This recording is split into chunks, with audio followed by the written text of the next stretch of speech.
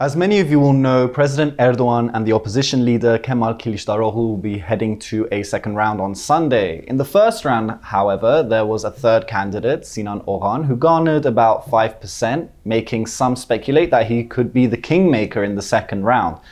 After much speculation, he has now endorsed President Erdoğan. To discuss this, I'm joined by Aras Publishing House Editor-in-Chief, Mr. Rober Koptaş. So, Rober, thanks again for your time. Hi, Emilio. Thanks from me. So I want to discuss this man, Mr. Sinan Oğan. He stated that part of his reasoning, actually, for endorsing Erdoğan had to do with Armenia or Armenians. Can you explain to our watchers what exactly that was all about? Mm-hmm. In his speech, when he said that he is endorsing Erdoğan, he didn't directly mention Armenia or Armenians. But he's a very nationalist, ultra-nationalist man who has lots of connection with Azerbaijan. He has Azerbaijani, Azeri ethnic background. He taught in universities in Azerbaijan. He had a medal from Aliyev, etc. So his connection with Azerbaijan is so strong, and he's one of the bearers of Azerbaijani-Turkish relationship and brotherhood. So it's very, very normal that his line is pro-Azerbaijani and against Armenia and Armenians. But in his speech, he said that, I'm translating and quoting, I have a note, it is obvious that a stable process must be maintained in the Turkish defense industry. It should be ensured that the important foreign policy moves of our country, especially our blue homeland thesis, are supported and maintained. Integration with the Turkic world should be accelerated, and the organization of Turkish state should be further strengthened. So this is not anything about Armenia, but indirectly it's about Azerbaijan and Armenia and Karabakh war, of course. And I believe he was also talking about this integration of the Turkic world. There was these maps we were seeing, one that Mr. Kılıçdaroğlu was holding up, showing Azerbaijan kind of being bypassed to head towards the Turkic countries of Central Asia, and some Erdoganists rebuking this. Can you explain what exactly that was all about? Yeah, we can see that there is a indirect tension about Azerbaijan and Turkey in this election process, because Erdogan and Aliyev in cooperation, and this cooperation passed beyond Turkish-Azerbaijani cooperation. There is personal partnership, and I believe that we can see that this partnership goes beyond international politics, Turkish-Azerbaijani brotherhood. There is economic reasons to do that. If we look at some tenures given to Turkish companies, most in Azerbaijan, of course, or around Karabakh, it's mostly the Turkish companies very close to Erdogan. So there is some economic reasons of this Aliyev-Erdogan relationship. And Aliyev very openly endorses Erdogan. And there are some rumors that since Aliyev and Oğan are related, Aliyev influenced Oğan to step back for Erdogan against Kılıçdaroğlu. So we can see that Aliyev is against Kılıçdaroğlu because it means a very different Turkey, and endorses Erdogan because he is very happy with this relationship, and their partnership in crime can go if Erdogan wins, of course. Of course, we mentioned that the president of Azerbaijan, Ilham Aliyev, endorsed Recep Tayyip Erdoğan. I'm wondering, was there any criticism coming from the opposition camp? Was there anyone who was, upset or angry with this decision? Was there any commentary about that?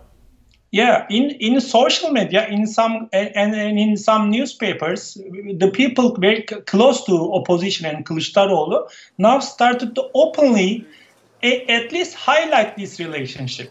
And of course, Turks are very proud of themselves as an inheritor people to Ottoman Empire, and for them, Azerbaijan is a good partner, but is a small country. So if Aliyev tries to interfere to influence Turkish elections for their pride, it's not good. And of course, for Turkish democracy, because the opposition is now campaigning about returning to democracy. So Aliyev becomes a tool, an obstacle for Turkish democracy.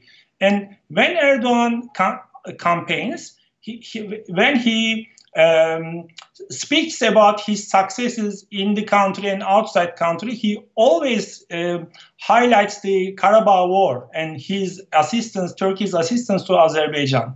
So if a foreign success for Erdogan becomes a element of Turkish election, so for the opposition, it's become very critical. So Aliyev is pushing Erdogan, and this is against Kılıçdaroğlu. So there is as I said before, there is a real tension now, and people are seeing that. And I saw some comments that they are saying that Aliyev and Putin endorses Erdogan, and they are interfering in Turkish election. Of course, this is very unacceptable for Turkish opposition.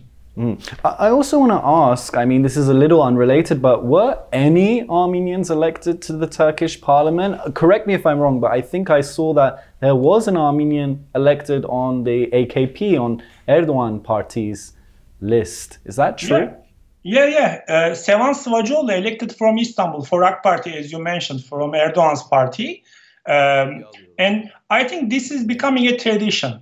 After 2015, in Erdogan's party, Markar Esayan, a columnist now, he is passed away. He is late. Markar Esayan was a deputy from Istanbul, and now Armenian community and its relationship with the government and Erdogan, there should be a bridge between these parts. The government and Armenian community needs a bridge, and a deputy can play this role. Sevan Sıvacıoğlu is a physician and is a well-known doctor in Istanbul, but he is not a political person. He is not a political figure. He didn't say anything political until now.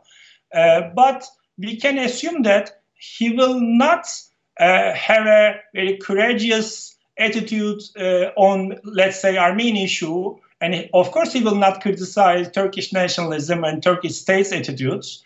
But he can be a bridge between some problem-solving person between the Armenian community and Erdogan. And of course, for Erdogan and AK Party, he will be a good image to show the world that now, look, we don't have any problems with Armenians. We have a deputy, and he will be a face for them.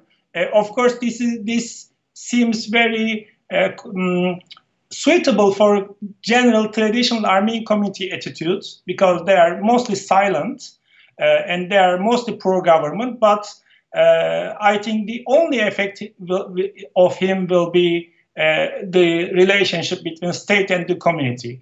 Moreover, I can add that there is an Assyrian deputy elected, so we can say that there is another non-Muslim deputy in Turkish parliament.